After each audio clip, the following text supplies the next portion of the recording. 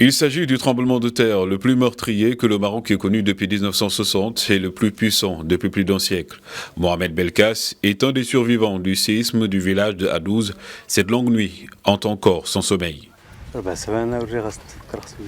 Ces 4 heures, je ne veux plus m'en souvenir. Si j'y pense, ça me fera pleurer. C'était la mort. Il n'y avait pas d'oxygène, juste l'obscurité. Je ne veux pas m'en souvenir. De nombreux survivants du tremblement de terre au Maroc se sont retrouvés dans des abris de fortune, tandis que les villageois de zones montagneuses dévastées se sont isolés. Nous manquons de routes, comme vous le savez. Si nous en avions eu, beaucoup de choses auraient pu être résolues. Il y a une route de ce côté et une de l'autre, c'est tout.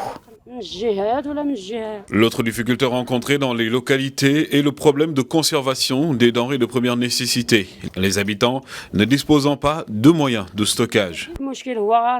Les gens ont besoin de produits de première nécessité. Ils obtiennent par exemple du lait, mais celui-ci peut rapidement expirer parce que nous n'avons nulle part où le stocker.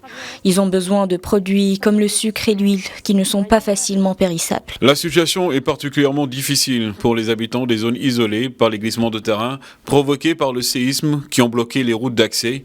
Pour l'heure, les opérations de secours s'intensifient et des camps de tentes et de distribution de nourriture et d'eau sont installés dans plusieurs localités sinistrées.